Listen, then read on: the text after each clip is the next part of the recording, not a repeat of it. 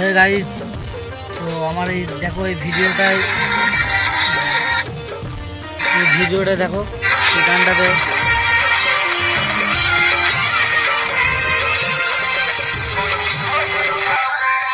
তো এই গানটা যে করেছে সে হলো আমার কাকা। তো তোমাদেরকে এই গানটা করে শোনাচ্ছে, তোমরা শোনো, যদি ভালো লাগে লাইক ঠিক আছে। তো তোমরা গানটা করে তো।